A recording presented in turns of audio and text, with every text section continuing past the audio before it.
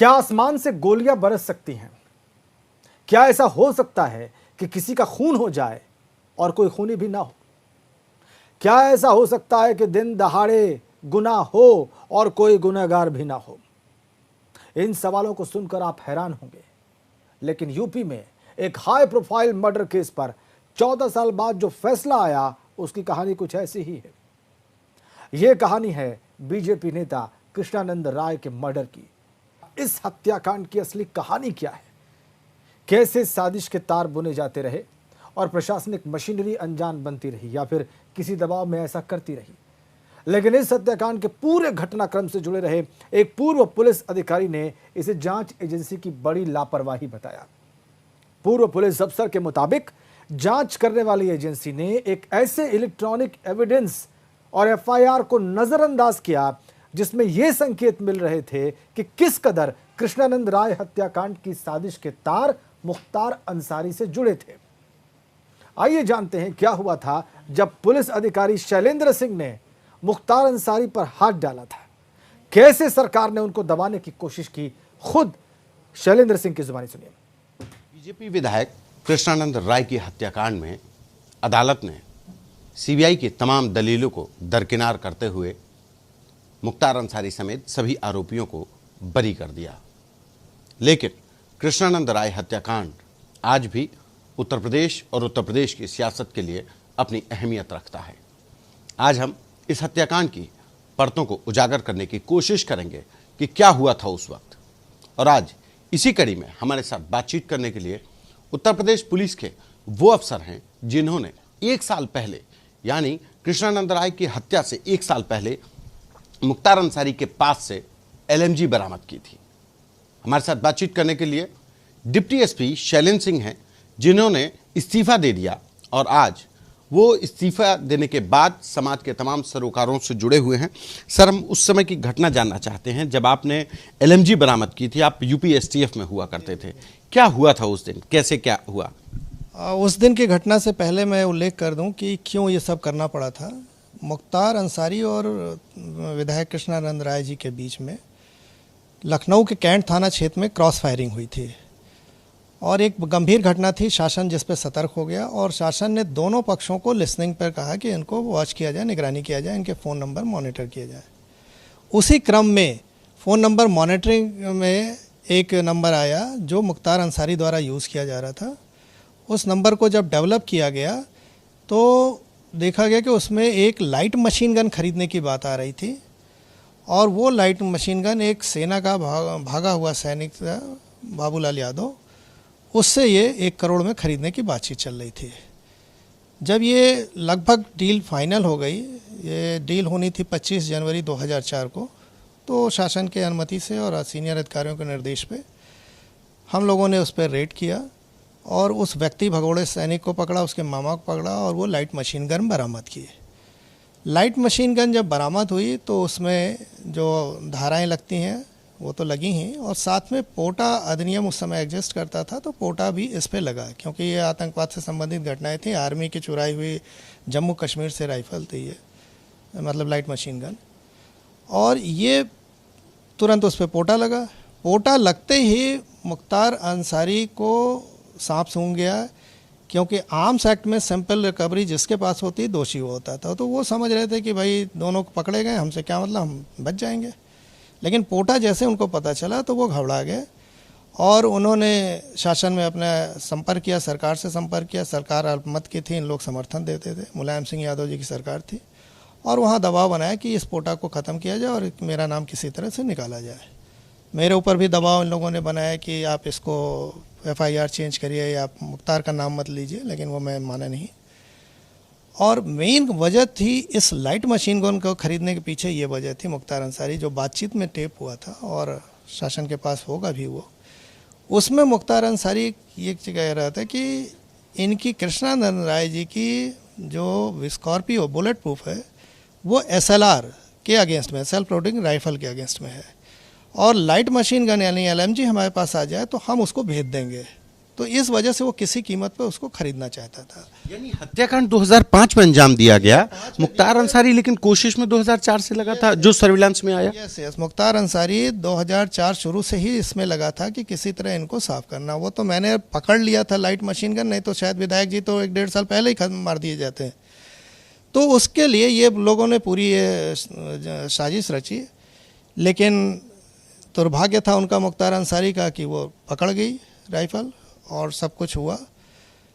सबसे दुखद पहलू जो इसमें रहा कि तत्कालीन सरकार का रोल इस समय बहुत ही उस समय नेगेटिव रहा, यानी माफियाओं के पक्ष में रहा, जिसके आधार पे हमको इस्तीफ़ा भी देना पड़ा। इस्तीफ़ा में लिखा मैंने कि अब राजनीति का अपराधीकरण हो गया, ऐसे में ईमानदार अधिकारी कैसे काम करेंगे। आपके ऊपर किस तरीके के दबाव है इस घटना के बाद से, किस तरीके के दबाव आए और फिर आप मतलब क्या चाह रही थी सरकार और आपके अफसर? सरकार बार बार मुझसे यही चाहती थी कि मैं मुख्तार अंसारी जी को इस केस से नाम निकाल दूं, FIR बदल दूं। पहले तो हमने कहा संभव ही नहीं है, आप लोग FIR कैसे बदल लेंगे। फिर हुआ कि नहीं, इन्वेस्टिगेशन के दौरान आप नाम मत लीजिएगा। हमने कहा भाई उसका नाम शुरू में ही रिकवरी मेमो में नाम आया है, FIR में नाम दर्ज है, तो उसको भी हम कैसे निकाल देंगे, तो ये संभव ही नहीं है। तो उसके बाद दबाव तमाम तरह के अपना जो इनडायरेक्ट बनाना होता है इधर उधर से, वो सब इन लोगों ने कोशिश की, लेकिन वो मैंने सुना नहीं। अंत में मैंने 11 फरवरी को रिजिग्नेशन भी भेज दिया था। और अंसारी ने इसमें अपनी दलील दी। जो लिसनिंग में आप जो जिसकी बात कर रहे हैं, वो लिसनिंग किस किस के बीच में है, और दूसरी चीज वो नंबर जो आप लोग सुन रहे थे वो किसका था? नंबर जो बातचीत मतलब हो रही थी, जिस नंबर पे मुख्तार अंसारी यूज़ करता था, वो नंबर एक तनवीर अहमद और तन्नो करके था, जो इसके ही घर का मेंबर था। और इस क्रॉस फायरिंग जो कृष्णानंदा और इनके बीच में लखनऊ कैंट में थे, उसमें वो जेल में था, लेकिन उसके नाम से ये फ़ोन था और इसको यूज़ मुख्तार अंसारी करता था। मुख्तार अंसारी इस पूरे, आप समझ सकते हैं कि घटना जो दिया गया अंजाम, इसके पीछे एक वर्चस्व स्थापित करने का था कि हम लोग का वर्चस्व रह जाए, और सरकार द्वारा उन लोगों को शरण भी दी जा रही थी। ये मुख्तार ने इसको डिनाई किया था, उसी दिन प्रेस कॉन्फ्रेंस भी करी। क्या देखिए, मुख्तार अंसारी को समय हड़बड़ाहट में कुछ समझ नहीं आ रहा था कि मैं करूं क्या। तो इन्होंने 25 जनवरी 2004 को ही लखनऊ में प्रेस कॉन्फ्रेंस करके शाम 4 बजे, मुझे याद आ रहा है, कि इन्होंने कह दिया था कि ये मेरी आवाज़ ही नहीं है। लेकिन इनको तो दिमाग में था कि सरकार ने कहा है हम इसको मैनेज कर लेंगे। जब ये मामला फंस गया, मैंने रेजिग्नेशन दे दिया, तो ये पूरी बात हो गई कि भाई इस एविडेंस को मिटाया नहीं जा सकता है, ये शासन की अनुमति से है, पूरा जो हमने खुद वादी हैं वो अड़ा हुआ है, तो इसको आप बचा छिपा सकते नहीं हैं, तो ये तो स्वीकार करना पड़ेगा। और अंत में मुख्तार अंसारी ने जब पोटा वोटा हटा दिया गया या आश्वासन उनको दे दिया गया, तब इन्होंने स्वीकार किया कि मेरी आवाज़ में बातचीत है, लेकिन मैं इसको पकड़वाने के लिए कर रहा था। और जबकि जब टेप हुआ तो खुद बार बार कह रहा था कि अपने आदमी से कि ये LMG मुझे किसी कीमत पे चाहिए, विरोधी के पास, दुश्मन के पास न जाने पाए, हमको चाहिए ये किसी भी कीमत पे। तो उस समय पे दुश्मन जाहिर है कि ब्रजेश सिंह थे कि कृष्णानंद? कृष्णानंद का नाम आ रहा था ना बार बार, कृष्णानंद का उसमें उनके आदमी ने भी बताया, जो हम लोग लिसनिंग कर रहे थे उसमें भी आ रहा था। क्रॉस फायरिंग के बाद ही से तो ये सब शुरू हुआ था इन लोगों के बीच में। तो डायरेक्ट उस समय ब्रजेश तो उस समय भागे हुए थे, ब्रजेश थे भी नहीं पिक्चर में। कृष्णानंद उस समय सामने थे पिक्चर में। कृष्णानंद से इनकी मुठभेड़ हो चुकी थी एक बार वर्चस्व को लेके, तो इनको खतरा था कि कृष्णानंद से हम अगर इनको ख़त्म कर दें तो हमारा पूरा वर्चस्व स्थापित हो जाएगा। बनारस में भी सर रहे आप और STF यूनिट के इंचार्ज भी रहे, तो एज वहाँ पे पुलिस ऑफिसर आप मुख्तार अंसारी पे लगातार नज़र रख रहे थे। उस दौरान पे मुख्तार अंसारी और कृष्णानंद राय के बीच में क्या आपको लग रहा था कि कृष्णानंद राय का वर्चस्व बढ़ता जा रहा था, मुख्तार अंसारी के लिए खतरा बढ़ गए थे, कृष्णानंद राय एक खतरा बन गए थे उनके वर्चस्व को? अब स्वाभाविक है, जो कृष्णानंद राय थे उनको लोकल लोगों का भी सपोर्ट काफ़ी मिल रहा था, सब कुछ था, और इनकी दुश्मनी जो ब्रजेश से भी थी मुख्तार की, तो इधर कृष्णानंद भी सामने आ गए थे। तो मुख्तार अंसारी को लग रहा था कि कहीं ना कहीं हम कमज़ोर हो रहे हैं, और जब मुलायम सिंह की शह मिली तो इनको लगा कि हम अपने जो दुश्मन सामने उपस्थित है, यानी कृष्णानंद राय, इनको हम ख़त्म कर देंगे तो हमारा वर्चस्व कायम हो जाएगा। ब्रजेश उस समय भागे हुए थे, पिक्चर में थे नहीं, तो इनको ख़त्म करने के पीछे उनका लगा हुआ था। लेकिन जो दुर्भाग्यपूर्ण रहा इस पूरे विवेचना में, जो मैंने परसों देखा न्यूज़ में कि सभी अभियुक्त बरी हो गए, विवेचनाएं हमेशा इस तरह के जो माफियाओं के विरुद्ध होती हैं तो हम लोग गवाही पे तो जाते ही हैं, लेकिन साथ ही साथ परिस्थिति जन्य जो साक्ष्य होते हैं, सर्कमस्टांशियल एविडेंसेस, उस पर हम भरोसा करते हैं। जैसे इस केस में था कि मुख्तार अंसारी की आवाज़ टेप है जो शासन की अनुमति से और साक्ष्य के रूप में मान्य है कोर्ट में। अब इसको चाह के वो कृष्णानंद राय की हत्या की साजिश रच ही रहा था, पूरा खरीद रहा था, तो इसको बदल नहीं सकते थे। अब मुझे नहीं समझ में आ रहा कि इतना तगड़ा एविडेंस होने के बावजूद भी कोर्ट में कैसे इन लोगों ने इसको नहीं रखा या क्या किया सीबीआई ने, ये देखने की बात है। क्योंकि अच्छा, सीबीआई की बात करें तो सीबीआई ने आपके पास तो इतना कॉन्क्रीट एविडेंस था कि 1 साल पहले से मुख्तार अंसारी एलएमजी खरीद कर कृष्णानंद राय को रास्ते से हटाने की साजिश रच रहा था, जिसको आपने बेनकाब किया। क्या इन तमाम इन्वेस्टिगेशन में सीबीआई ने आपसे संपर्क किया, आपसे कभी कोई मदद मांगी, आपसे दस्तावेज मांगे? क्योंकि उस एफआईआर में जो एलएमजी बरामदगी वाली थी, आपने जो 2 एफआईआर वाराणसी के चौबेपुर में शायद लिखाई थी, उन दोनों ही एफआईआर में आप भी वादी थे।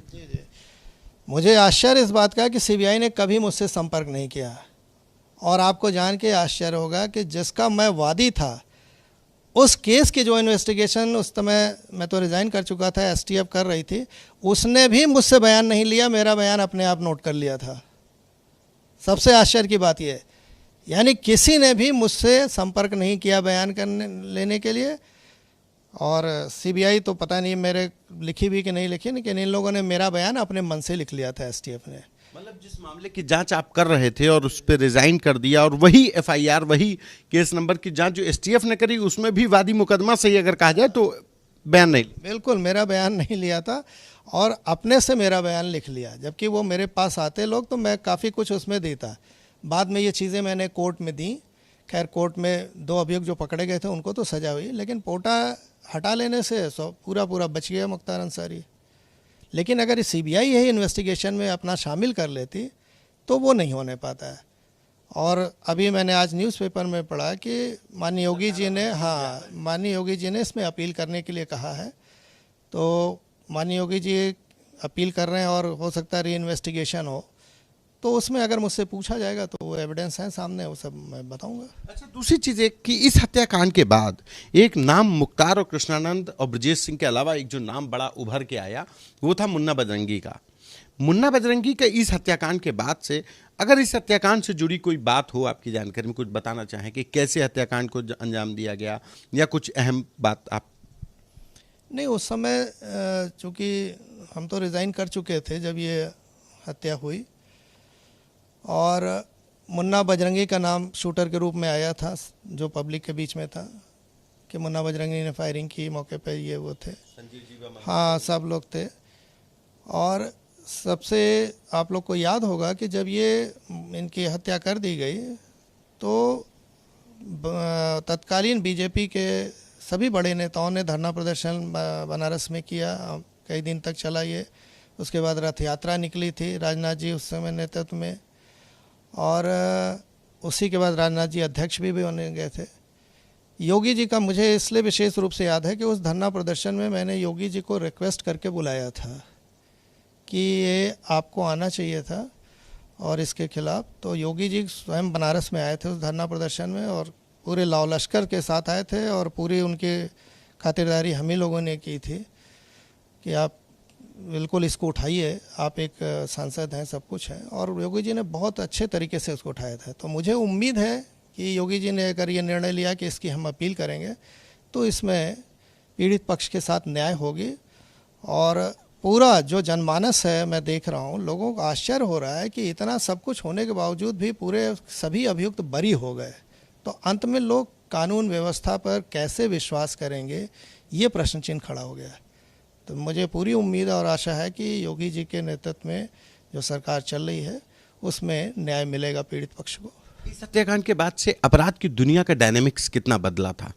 नहीं, स्वाभाविक है भाई, आप अगर अपने किसी बड़े विधायक और इस तरह के लोगों को मार दें सरेआम, कई सौ, 500, 400-500, बहुत पूर्वांचल में पूरा दबदबा मुख्तार का बढ़ गया था और सभी लोग बिल्कुल, सब लोग थर-थर उनसे काँपने लगे थे, हकीकत ये थी। और मैं भी उसी समय रिज़ाइन करके मैं पॉलिटिक्स में भी आया था, निर्दलीय चुनाव भी लड़ रहा था। तो मुझे भी तमाम तरह की धमकियाँ मिल रही थी कि ये है, वो है, आपको मार दिया जाएगा, आप अकेले घूम रहे हैं, आप ऐसे घूम। तो हमने कहा कि देखो, मरने-वरने वाले सब, ये सब कहानी है, ऊपर की बातें हैं, जो होगा देखा जाएगा। लेकिन इन लोग से दबने की ज़रूरत नहीं है, इनका विरोध होना चाहिए।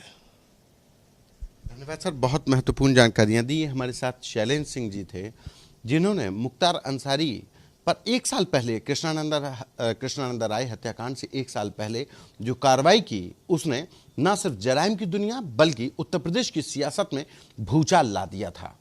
और अब एक बार फिर उत्तर प्रदेश सरकार ने फैसला लिया है कि वो अदालत के इस फैसले के खिलाफ उच्च न्यायालय में अपील करेगी, और जिससे कहीं ना कहीं जो आम जनता के बीच में सवाल उठ खड़ा है कि अगर कृष्णानंद राय हत्याकांड के सभी आरोपी बरी कर दिए गए, यानी वो दोषी नहीं थे, तो फिर कृष्णानंद राय की गोलियों से भूनकर हत्या किसने की। कैमरा पर्सन पंकज निगम के साथ संतोष कुमार, एबीपी गंगा।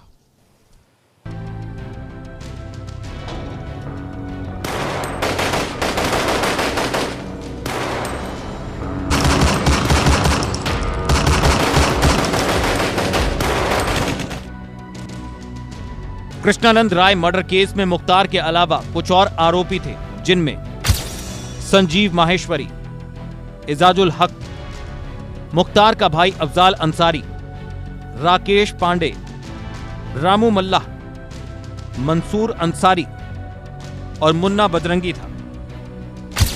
कृष्णानंद राय के इन आरोपियों में एक कुख्यात डॉन मुन्ना बजरंगी की बीते साल ही बागपत जेल में हत्या हो गई थी। कृष्णानंद राय की हत्या के सारे आरोपियों के खिलाफ सीबीआई की अदालत में कोई सबूत नहीं मिला और सबूतों के अभाव में इन सारे आरोपियों को बरी कर दिया गया। हैरानी की बात है कि कृष्णानंद राय समेत 7 लोगों की सरेआम हत्या की गई, लेकिन इस केस में क्या कोई ठोस गवाह भी नहीं मिला। इस केस में जो भी अहम गवाह थे, या तो वो भाग गए या उनकी संदिग्ध हालात में मौत हो गई। तो क्या पुलिस के अधिकारियों को सच नहीं पता था? सुनिए आखिर पुलिस के आला अधिकारियों का रवैया क्या था, और ये बताया पूर्व डीजीपी और तत्कालीन आईजी लॉ एंड ऑर्डर रहे ब्रजलाल ने।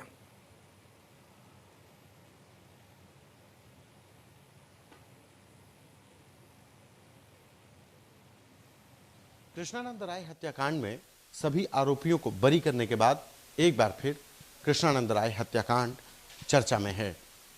आज हमारे साथ इस पूरे हत्याकांड पर बातचीत करने के लिए उत्तर प्रदेश पुलिस के वो अफसर रहे जो उत्तर प्रदेश पुलिस के डीजीपी भी रह चुके हैं और कृष्णानंद राय हत्याकांड के वक्त उत्तर प्रदेश के आईजी लॉ एंड ऑर्डर थे।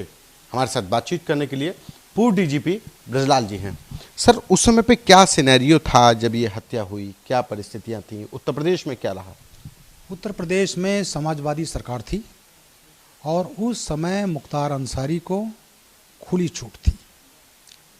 कृष्णानंद राय की हत्या 29 नवंबर 2005 को हुई थी, लेकिन मुख्तार अंसारी करीब 2 वर्ष पहले से उनकी हत्या का प्लान बना रहा था और उसके लिए उसने लाइट मशीन गन की व्यवस्था की थी। एसटीएफ के सर्विलेंस पर था और एक बाबूलाल यादव जो 36 राष्ट्रीय राइफल आर्मी का जवान था, जम्मू कश्मीर में तैनात था, वो वहाँ से लाइट मशीन गन लेकर के फरार हो गया और बनारस में अपने मामा मुन्नर यादव के यहाँ रखा था।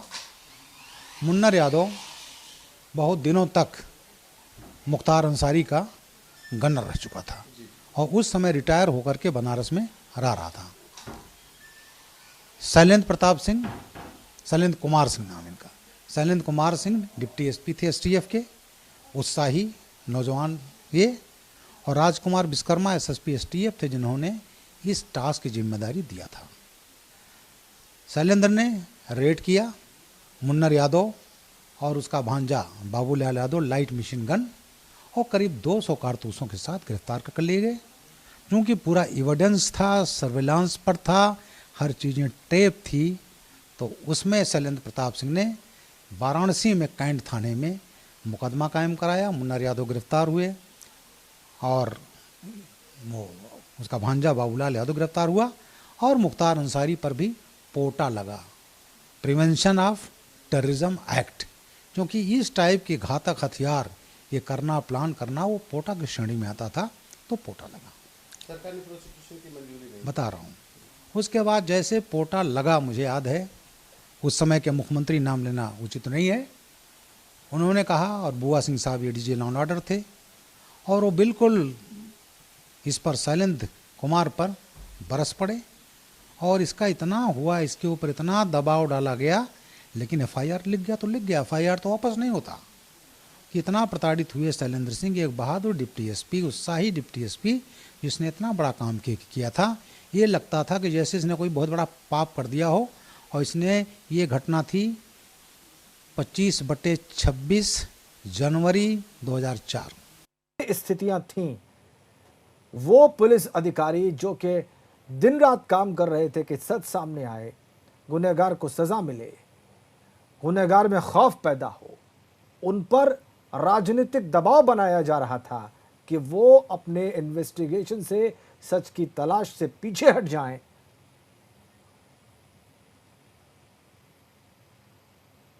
बिल्कुल, उत्तर प्रदेश शासन ने प्रोसिक्यूशन मंजूरी नहीं दिया, और इसकी वजह से मुख्तार अंसारी पर मुकदमा नहीं चलाया जा सका।